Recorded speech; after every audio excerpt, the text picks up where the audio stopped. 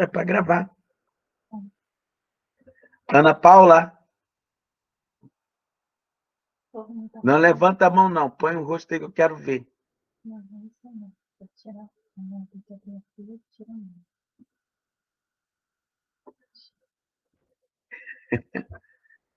Porque tem gente que põe um bonequinho assim, faz assim. Ah, ok. Tá bom. Muito bem. Bom, vamos para a nossa aula 4. Nossa quarta aula sobre evangelismo. Bom, só para relembrar algumas coisas rapidinho. Evangelizar é comunicar o evangelho no poder do Espírito Santo. Um trabalho que fazemos em conjunto com o Espírito Santo, né? Então, nós mostramos o papel do Espírito Santo na evangelização e o papel do Espírito Santo é nos auxiliar nesse trabalho de cumprimento da ordem de nosso Senhor e Salvador Jesus Cristo. Ide por todo mundo, pregai o evangelho a toda criatura. Marcos 16, versículo 15. Ide por todo mundo, pregai o evangelho a toda criatura. Ele diz: quem crê e for batizado será salvo. Quem não crê será condenado, porquanto não creu no unigênito Filho de Deus. Nós não temos a missão de fazer as pessoas crerem no evangelho. Nós não temos a missão de convencer as pessoas do evangelho, não é? Tanto é que existem várias religiões e vários adoradores de outros deuses, e a gente precisa entender que cada pessoa, mesmo tendo outra religião, ela é um campo missionário. A propagação da palavra da verdade, ela precisa continuar, amados, acontecendo. O que eu tenho visto nesses últimos dias? Que as pessoas misturaram católico, espírita, protestante, kardecista, budista, e todas as pessoas, não, você já tem a sua religião, então eu não preciso pregar o evangelho. Não é assim que age um testemunho de Jeová. Um testemunho de Jeová, mesmo sabendo que você é cristão, ele vai parar e ele vai começar a explicar para você a mensagem que ele carrega, a mensagem que ele tem dentro dele.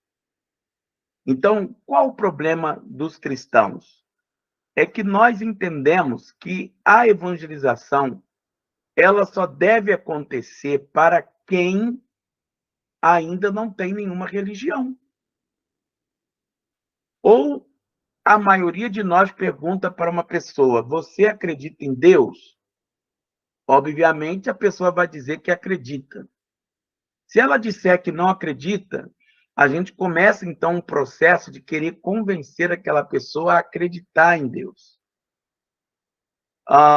Outra coisa que acontece muito, e a gente tem que esclarecer isso para o aluno de teologia, nós somos os portadores da mensagem.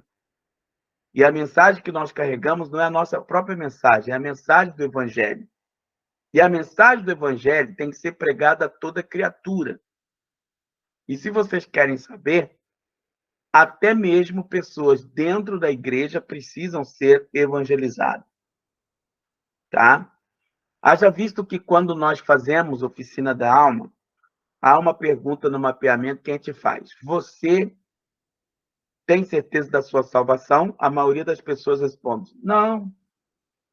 E por que elas respondem que não tem certeza da salvação? Elas dizem, porque eu sou pecadora, eu ainda tenho muita coisa para consertar na minha vida, ainda tem muita coisa que eu preciso mudar. Então, a gente chega à conclusão que a maioria das pessoas ainda não se converteram de verdade ao evangelho, mesmo que estão na igreja. Não é? Outras pessoas dizem assim, quando nós perguntamos ainda no mapeamento, você tem certeza da sua salvação? Ela diz sim. Por quê? Porque eu não peco, não erro, eu vou à igreja, devolvo o dízimo. dou a oferta. Então, ou seja, elas acham que é o que ela faz que dá a ela direito à salvação. Não me assustaria se algum aluno, se vocês pensassem assim também, tá? Então, eu vou explicar de verdade que mensagem que nós temos que levar para as pessoas. Então, eu costumo fazer, não sei se você tem aí uma caneta e um papel, mas eu costumo fazer um desenho aonde eu apresento 3 cruzes. Assim como está aqui, não sei se vai ser possível você ver. 3 cruzes. Eu coloquei uma cruz menor, uma cruz maior. Essas duas aqui, uma à direita e à esquerda, são menores. Não sei se vai dar para você ver. Agora sim, agora deu para ver. Ó. Então, quando a gente coloca a cruz, a gente lembra logo do Calvário. Por que a gente lembra do Calvário? Né? O Calvário mostra Jesus no centro, a cruz maior, a cruz menor à esquerda mostra um ladrão e do outro lado um malfeitor. Aí a pergunta que nós fazemos é: o ladrão que estava na cruz teve tempo de devolver o dízimo? Não. Aqueles ladrões que estavam na cruz tiveram tempo de passar pelo batismo? Não. Esses ladrões que estavam lá na cruz, os dois foram salvos? Não. Um se arrependeu e o outro não se arrependeu. Por que um se arrependeu? Porque ele reconheceu o seu pecado. E o outro? O outro não acreditou, ele disse: se tu és o Cristo, salva-te. Salva-te e nós vamos. Salva-te, nós vamos crer em ti. Ou seja, naquele exato momento, um estava sendo salvo, porque o que estava arrependido dos seus pecados ordenou que o outro, cala a tua boca. Nós estamos aqui por causa dos nossos erros, mas esse que está aí é inocente. Nenhum pecado tem. E qual é a mensagem que ele passa ali para Jesus? Eu creio no Evangelho. A gente vê uma ação precisa do Espírito Santo na vida desse homem que se arrepende dos seus pecados. Ao se arrepender dos seus pecados, gente, ele diz a Jesus: Jesus, lembra-te de mim quando tiveres no seu reino. Não, quando tiveres no paraíso. Aí Jesus corrige: não, no meu reino. Não, ele fala quando tiveres no teu reino. Por que o reino? Ele estava se referindo ao milênio, ao momento que o Senhor vai governar a terra como Senhor de tudo. Aí Jesus corrige: não, no milênio não. Mas hoje mesmo eu garanto que você estará comigo no paraíso. Então, eu faço outra pergunta aos alunos. Estou te ajudando no processo de evangelização. Essas perguntas são muito importantes. Eu já fiz algumas, vou continuar fazendo outras. O que Jesus fez lá na cruz pode ser anulado? Não. Ele morreu uma vez por todos e uma vez por todas. Então, o que ele fez na cruz não pode ser anulado. Logo, eu não perco mais a salvação. Mas mesmo que eu peque? Sim, mesmo que eu peque. Os meus pecados no passado, presente e futuro estão perdoados. Isso é garantido na palavra de Deus. Porque Jesus riscou a cédula que era contra nós. A cédula que constava de ordenanças, de mandamentos, de exigências. Então, foi riscado. Então, logo que nós alcançamos a salvação e recebemos o perdão, escute isso. Meus pecados, passado, presente e futuro, estão perdoados. Mas então, por que que eu não devo, se os meus pecados, passado, presente e futuro, estão perdoados, por que que eu não devo continuar pecando?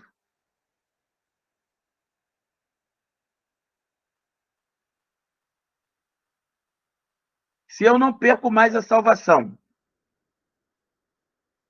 eu não vou perder mais a salvação.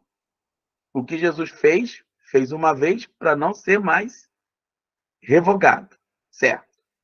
Bom, se o que ele fez perdoou meus pecados, passado, presente e futuro, significa que mesmo os pecados que eu ainda vou praticar estão perdoados. Eu não perco mais a salvação. Estamos certos disso. Então, por que é que eu não devo continuar pecando? Por que não devo continuar pecando? Porque o que ele chama de pecado, na verdade, é algo que faz mal para a gente, né? Então a gente não deve pecar porque faz mal para a gente. Liane respondeu: por conta das consequências do pecado. Também, né, minha filha? Depois de tantas oficinas da alma que você veio ensinando isso, se você não soubesse. Por quê? Porque os pecados que eu praticar me trarão consequências e eu não quero as consequências. Então, vamos dizer, eu chego para uma pessoa e digo assim: olha, não coloque o prego na tomada porque você vai tomar um choque. É pecado. Aí a pessoa vai lá e fala: não, mas eu vou orar, eu vou pedir a Deus e eu não vou tomar o choque. Vai adiantar alguma coisa? Não. Ela vai tomar o choque do mesmo jeito. Então, quando a gente explica sobre o processo da salvação, quem vai evangelizar tem que estar certo, tem que estar, sabe, convicto da sua salvação. E o que é a salvação? É o presente de Deus para nós, né? Então, nós vamos abranger um pouco nesta aula aqui a questão do papel do Espírito Santo e a obra redentora de Jesus Cristo. Para isso, eu vou ler só 2 textos e a gente, então, fecha a nossa aula de evangelismo de hoje. O primeiro texto que eu quero ler está em Efésios, capítulo 2, que vem falando claramente sobre o processo da salvação para nós. Então, Efésios, capítulo 2, versículo 1, está escrito assim, ó: Ele vos deu vida. Então, Jesus estava morrendo, mas para nós ele estava trazendo vida. Estando vós mortos nos vossos delitos e pecados. O que o pecado nos trouxe como consequência? A morte. Morte espiritual. Que morte espiritual é essa? Minha separação de Deus. Nos quais andastes outrora, no passado, segundo o curso deste mundo, pensando como o mundo pensa, segundo o príncipe da potestade do ar, que agora atua nos filhos da desobediência, entre os quais também todos nós andamos outrora, segundo inclinações da nossa carne, ou seja, da nossa própria vontade, fazendo a vontade da carne e dos pensamentos, a nossa forma de pensar, fazendo a vontade da carne e dos pensamentos, e éramos, por natureza, filhos da ira. Que ira? A ira de Deus. A ira de Deus. Tem vários textos bíblicos, amados, que falam que há um dia que Deus vai derramar a sua cólera sobre a terra, a sua ira, onde Deus vai vingar o pecado, Deus vai vingar a violência, Deus vai vingar os feminicídios, os infanticídios, vai vingar todos os adultérios, toda corrupção, toda injustiça, toda maldade do homem. A Bíblia fala isso, se você quiser anotar, está em Apocalipse 16. Em Apocalipse 16 fala desse dia da ira de Deus, mas Sofonias, Isaías, por exemplo, Malaquias, no capítulo 4, ele fala assim, porque o dia do Senhor vem ardendo e será como sabão na mão dos lavandeiros. A Bíblia diz que esse dia será um dia que o abrasará. Então, lá em Apocalipse 16, fala de pelo menos 7 flagelos que vão sofrer a raça humana com aquecimento do sol, vão sofrer com úlceras, com chuvas de pedras, com as águas doces transformando-se em sangue, tipo as pragas que vieram do Egito. O dia em que Deus estará derramando sobre a terra a sua cólera, a sua ira. Então, a salvação nos livra dessa ira, né? O que Jesus fez na cruz do Calvário me livra desse dia. E também como os demais. Mas Deus, sendo rico em misericórdia, por causa do seu grande amor com que nos amou, lembro que está lá em João 3,16, porque Deus amou o mundo de tal maneira que deu o seu Filho unigênito para que todo aquele que nele crê não pereça, mas tenha vida eterna. Esse é o versículo central sobre a salvação. O versículo central sobre a salvação. João 3,16. E estando nós mortos em nosso delito, nos deu vida juntamente com Cristo. Pela graça sois salvos. Que é a graça, o favor de Deus, o presente de Deus. A misericórdia que nos alcançou. E juntamente com ele nos ressuscitou e nos fez assentar nos lugares celestiais em Cristo Jesus. Aleluia. Para mostrar nos séculos vindouros a suprema riqueza da sua graça em bondade para conosco em Cristo Jesus. Porque pela graça sois salvos mediante a fé. É aí que está. Como é que eu vou ser salvo? Pela fé. Pela graça, mas pela fé. Eu tenho que crer no Evangelho. Um ladrão creu, o outro não creu. Não é? Em bondade para convosco, para vos mostrar no século vindouro a suprema riqueza da sua graça em bondade para convosco em Cristo Jesus. Versículo 8, capítulo 2 de Efésios. Porque pela graça sois salvos mediante a fé, e isso não vem de vós, é um dom, é um presente de Deus.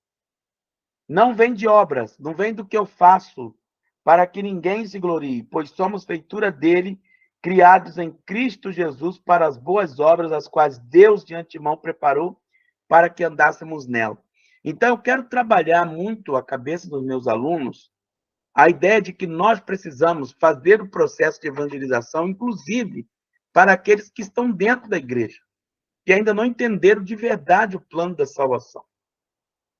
Nós precisamos mostrar para as pessoas que a salvação ela foi um presente de Deus, um presente que é diferente do que nós estamos acostumados. Por exemplo, eu lhe dou um presente, então eu espero receber outro de volta.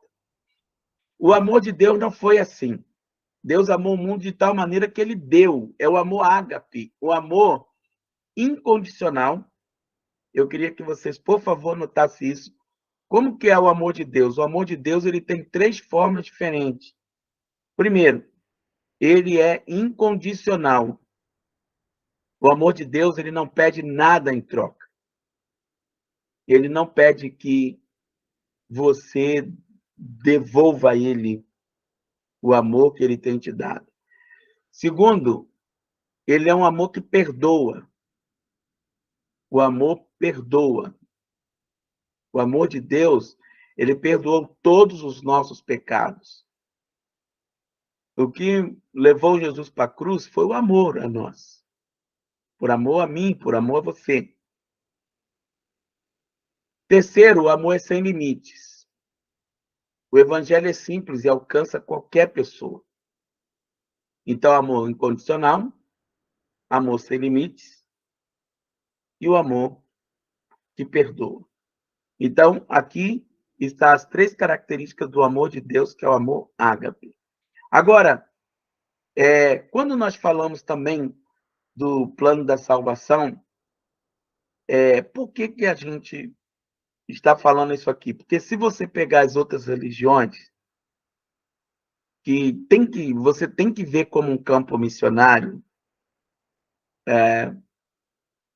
você só precisa pedir para essa pessoa, você pode me dar 5 minutos do seu tempo? Escolhe alguém, qualquer pessoa, do seu bairro, do seu prédio, da sua rua, da sua empresa, alguém que você tenha conhecido agora, um parente, um primo, uma prima, alguém que gosta de você, e fala, você poderia me dar um pouco da atenção? Só para eu ler um texto bíblico com você. Por exemplo, se você começa a ler Efésios capítulo 2 com essa pessoa. Não fique preocupado que já fazer o apelo no primeiro encontro. Não, comece um processo, como tem sido, uma evangelização eficaz. Trabalha com você dar o evangelho na medida certa. Cada dia um pouquinho. Cada dia um pouquinho. Depois de ler esse texto, pergunta o que você entendeu sobre esse texto. Textos maravilhosos, não é? Que você vai ler e você vai começar a evangelizar essa pessoa. Você vê que quando nós temos a oportunidade de estar recebendo na nossa casa um testemunho de Jeová, eles começam com uma mensagem simples.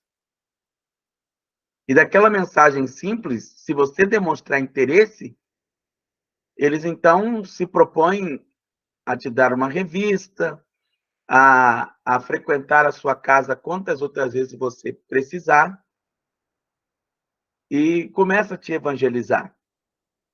Ir até eles.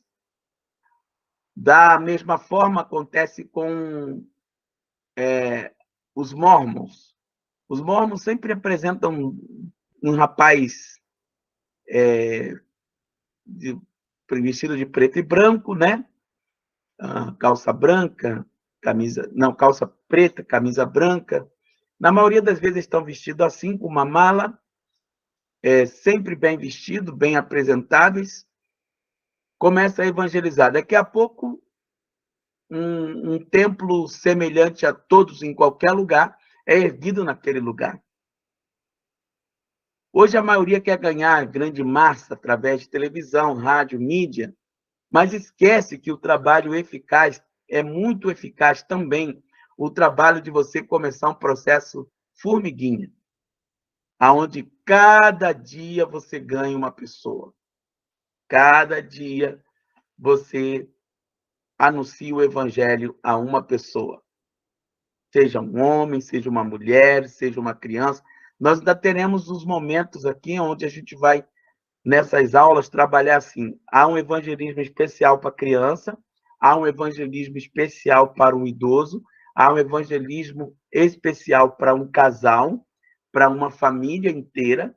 Há uma forma de evangelizar especialmente pessoas com deficiência física.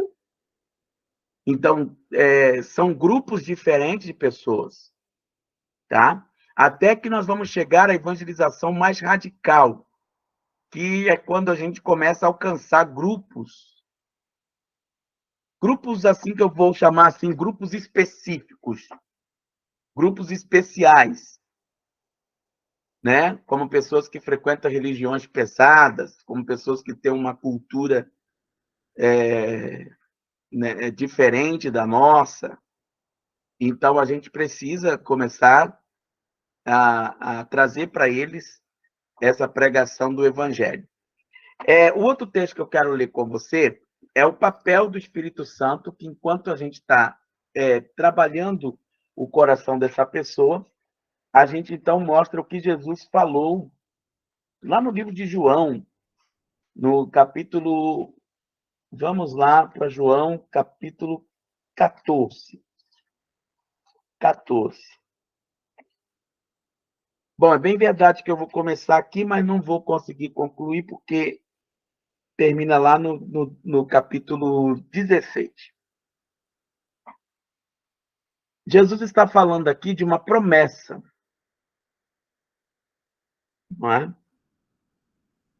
No versículo 15 ele diz: se me amais, guardareis os meus mandamentos, e eu rogarei ao Pai, e ele vos dará outro Consolador. A palavra outro Consolador, no grego, é a palavra alo, A-L-L-O. Quer dizer, outro com a mesma autoridade, com o mesmo poder, a fim de que esteja para sempre convosco. Quem é ele?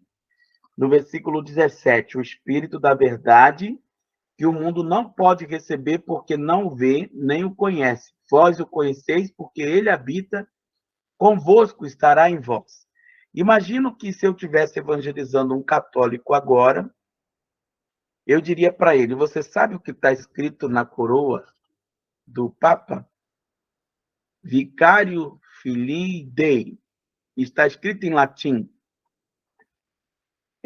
Verdadeiro representante do Filho de Deus, ou substituto do Filho de Deus. De verdade, nesse texto, quem veio substituir Jesus? Quem veio substituir Jesus na terra? O Espírito Santo. Ele não veio tentar, ele veio substituir. Ele disse, a fim de que esteja para sempre convosco. Então, assim, Jesus disse, se eu não for, eu não poderei enviá-lo. Então, você já começa a mostrar para eles o caminho da salvação, revelando a verdade. Conhecereis a verdade vos libertará. Então, amados, o que a gente precisa para evangelizar uma pessoa? Conhecer a verdade. Então, quando a gente conhece a verdade, a gente começa a ensinar essa verdade, né?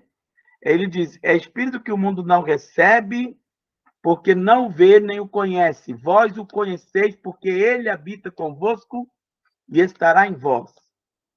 Não vos deixarei órfão, voltarei para vós outros. Ele diz, não deixarei vocês sozinhos, ainda por um pouco, e o mundo não me verá mais. Porém me vereis, porque eu vivo, vós também vivereis. Naquele dia vós conhecereis que eu estou em Pai, que o Pai está em mim. Aquele que tem os meus mandamentos e os guarda, esse é o que me ama. E aquele que me ama será amado por meu Pai, e eu também o amarei e me manifestarei a ele. Então, olha o que diz agora o versículo 25. Isto vos tenho dito, estando ainda convosco, mas o Consolador, o Espírito Santo, a quem o Pai enviará em meu nome, esse vos ensinará todas as coisas e vos fará lembrar de tudo que vos tenho dito. Olha aí. Então, o tempo que os discípulos estavam com Jesus, recebiam aquelas mensagens do Evangelho, não é? E ao receber aquela mensagem do Evangelho, o Espírito Santo os faria lembrar de tudo. o que eles tinham recebido. Vou dar um salto aqui para o capítulo 16, sobre o Espírito Santo. Vou ler aqui no versículo 7. Mas eu vos digo a verdade, convém que eu vá, porque se eu não for, o Consolador não virá para vós outros. Se, porém, eu for, eu vou-lo enviarei. Agora, olha só o que ele vai fazer. Quando ele vier, convencerá o mundo do pecado. Olha aí. Convencerá o mundo do pecado. O que mais ele vai fazer? Ele diz assim, ainda no versículo 7. Quando ele vier, convencerá o mundo do pecado, vai convencer da justiça e do juízo. Então, do versículo 8. Por que ele precisa convencer do pecado? Todos pecaram e carecem da glória de Deus. Segundo, o que é justiça? Justiça é o pagamento por algo que eu devo, nesse sentido, aqui, bíblico. E o que é o juízo? O juízo vai ser o julgamento final. Juízo final. Um juízo final está para vir sobre a terra. Então, quando ele vier, convencerá o mundo da justiça, do pecado e do juízo. Do pecado, porque não crê em mim. Por que as pessoas têm que ser convencidas do pecado? Não, todos pecaram e Jesus é o único que pode perdoar pecado. Então, não há salvação em nenhum outro. Daqui a pouco nós vamos ler esse versículo. Não é? O versículo continua. Do pecado, porque não crê em mim. Da justiça, porque eu vou para o Pai. Ou seja, ele diante do Pai, ele intercede por nós. E não me vereis mais.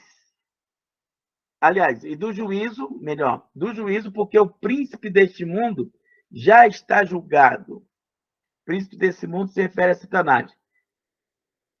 Tenho muito a vos dizer, mas vós não podeis suportar agora. Quando vier, porém, o Espírito da verdade, ele vos, vamos colocar aqui os verbos, guiará toda a verdade, porque não falará por si mesmo, mas dirá tudo o que tiver ouvido, e vos anunciará as coisas que hão de vir. Ele me glorificará, porque há de receber do que é meu e vou-lo há de anunciar. Tudo quanto meu Pai tem é meu. Por isso é que eu vos disse que há de receber do que é meu e vou-lo há de anunciar. Então, é claro o trabalho do Espírito Santo no nosso processo de salvação.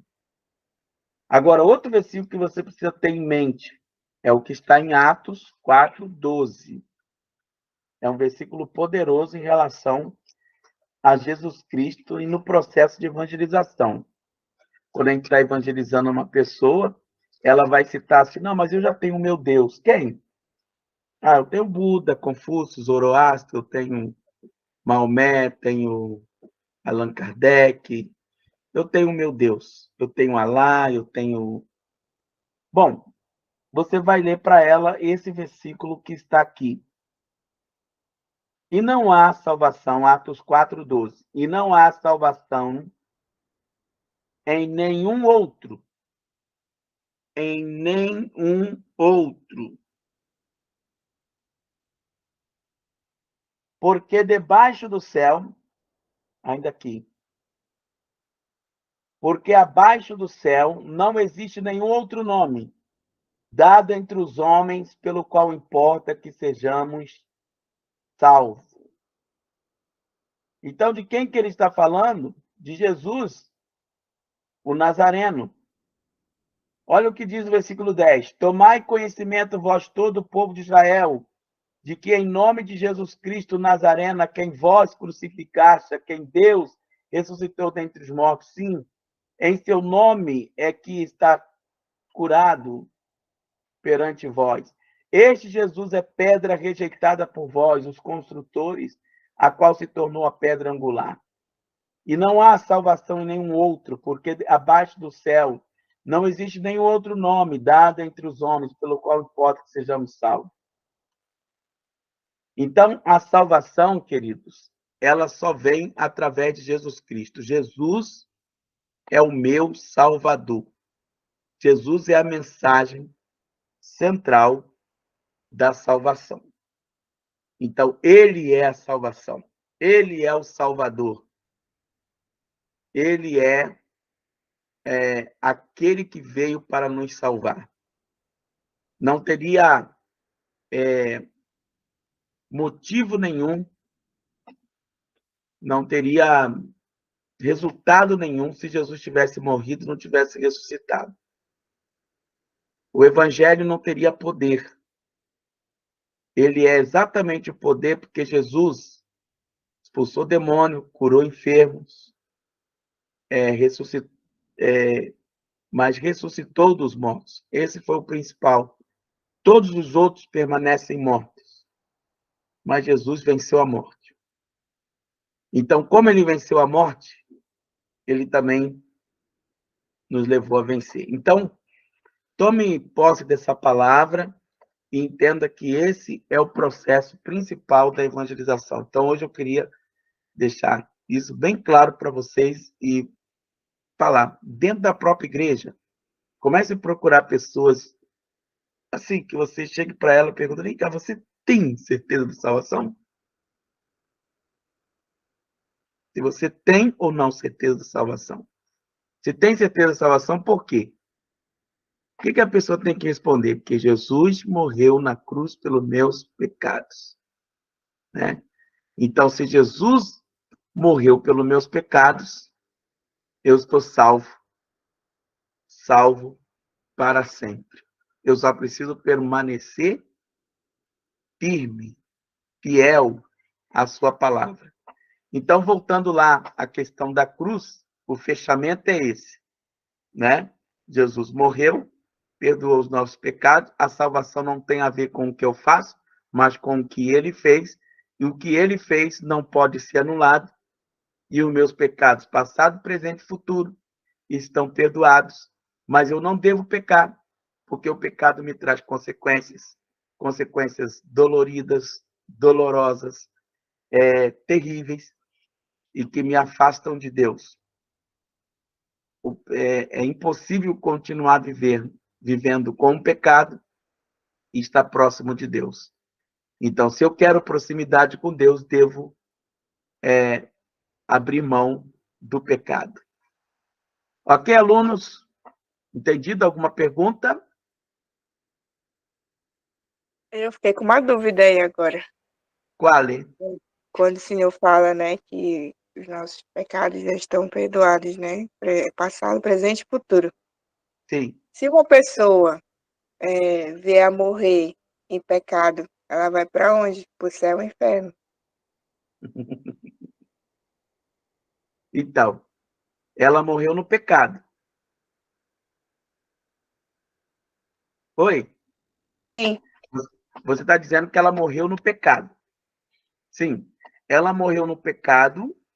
Vamos supor que ela morava junto, né? Não se casou, morava junto. Então, está em pecado de fornicação. Ela aceitou Jesus como Salvador? Aceitou. Essa pessoa, quando aceita Jesus, ela tem o direito ao julgamento. Entendeu? O que a gente tem que garantir para a pessoa é que, para ela ser salva, ela não tem que seguir doutrinas, dogmas, liturgia da igreja. Eu tenho que ensiná-la sobre a salvação. A salvação é isso. A partir daqui é que nós vamos começar a ensinar a pessoa a ter uma nova vida, a andar em novidade de vida. Aí a pessoa, mesmo ouvindo em relação ao evangelho, e ela permanece em pecado. A Bíblia fala que aquele que invocar o nome do Senhor é que será salvo. Entendeu? Então, assim, julgar a pessoa em pecado ou não, se ela foi salva ou não, aí já não vai caber a gente, porque é outra função do Espírito Santo. Ele convence a pessoa do pecado, da justiça e do juízo. Então, assim, se essa pessoa não foi convencida de pecado, do que é pecado, é sinal que ela precisa ser evangelizada. Se ela ainda não tem consciência de que ela sobre juízo, né, sobre o juízo final que virá, piorou. E se ela não entender assim o processo da justiça de Deus, o que é a justiça de Deus? Jesus é a justiça de Deus, né? A justiça de Deus é assim, é que Jesus foi lá na cruz e pagou pelos meus pecados. Isso aí não tem como mudar. Entendeu? É isso que eu estou explicando aqui. O que Jesus fez na cruz, está feito. Quando ele disse, está consumado, é o mesmo que ele disse, foi feito, continua feito, nunca deixará de ser feito. Esse é o processo da salvação. A salvação é isso. Aí, agora, o segundo passo é a santificação. E a santificação significa abandonar o pecado e querer começar a viver uma vida com Cristo. Aí já é outro processo que a pessoa vai alcançando no decorrer da vida. Entendeu? Aí depois ela vai ter o serviço, que é um outro S. Salvação é o que ele fez por mim, ele já fez, já me salvou. Santificação é eu que começo a entregar minha vida ao Espírito Santo, vou tirando cada vez mais o pecado, vou tirando as coisas que são minhas e colocando as coisas de Deus. É o outro processo. Que aí é o processo que a gente chama de conversão. Então, acho que você misturou conversão com salvação. Então, a conversão é um processo diário. Todo dia eu me converto um pouco mais. Todo dia eu abandono o pecado. Mas agora, em relação à salvação, eu tenho que garantir para ela. O único que pode salvar é Jesus, com a morte dele na cruz. É o único. E isso aí, entendeu? Por isso que torna o evangelho belo, minha filha. É isso que torna o evangelho belo. Entendeu? Exatamente isso. Eu quando falo essas coisas, eu fico igual vocês, querendo arrumar uma coisa. Não, mas não é possível. Não, mas é isso. O evangelho é isso. A salvação é isso. Eu só não posso misturar santificação, a conversão com salvação. Não. Esse processo que Jesus fez de morrer na cruz, perdoar os meus pecados, não tem como negar. Perdoou de todos.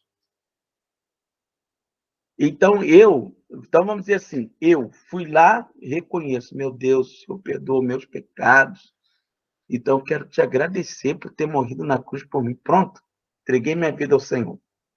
Tá, mas eu ainda continuo fazendo algumas coisas erradas.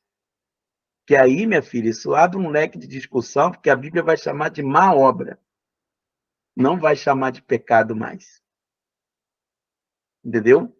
Tem também aquele texto que o apóstolo Paulo fala assim, a gente não pode usar o argumento da graça para continuar no pecado.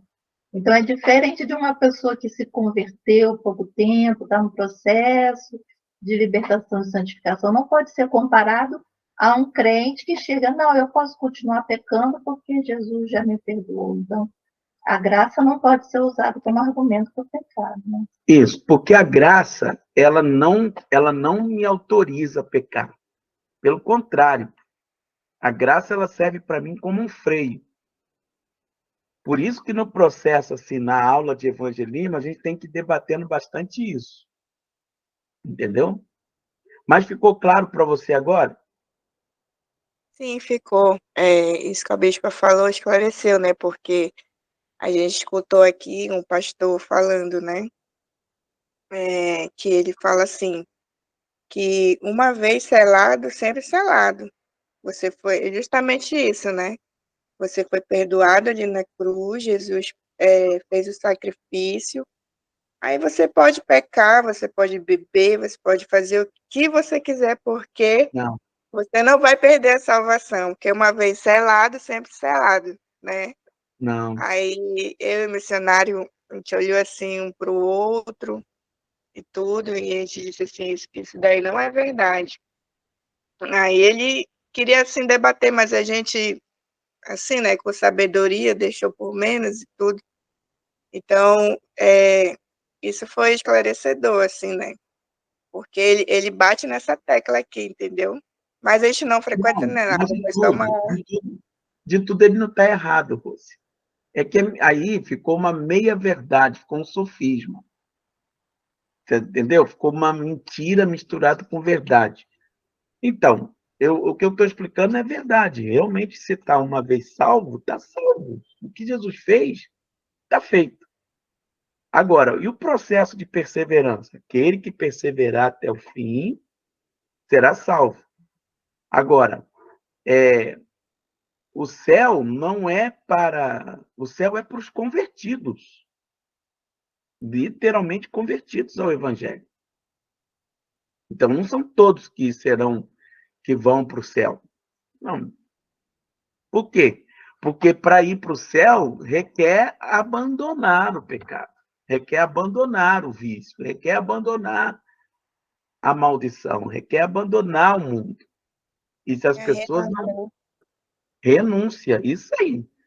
E assim, se as pessoas não quiserem, aí fica difícil. Mas agora, o que Jesus fez na cruz? Perdoou o pecado do macumbeiro? Perdoou.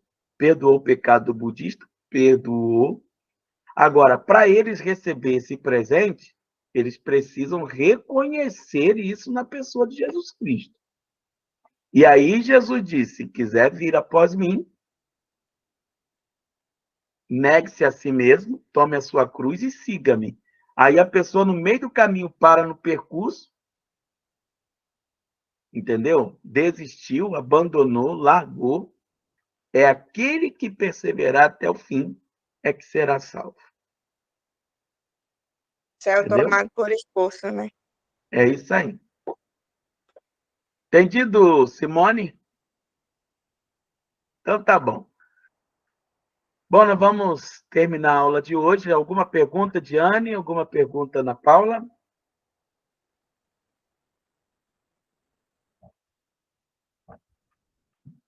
Diane, você Não, sabe falar? Não, Diane. A Diane botou não. Então tá bom. Eu espero que eu tenha ajudado vocês. Ainda essa parte da aula sobre o papel do Espírito Santo e o papel da evangelização e o papel nosso na evangelização apresentando Jesus continua na próxima aula, ok? Fiquem todos com Deus. Foi um prazer estar com vocês. Espero que os alunos, depois que assistirem essas aulas, possam compartilhar. E se eles tiverem dúvida, perguntem depois. Tá bom? Tchau, fique com Deus.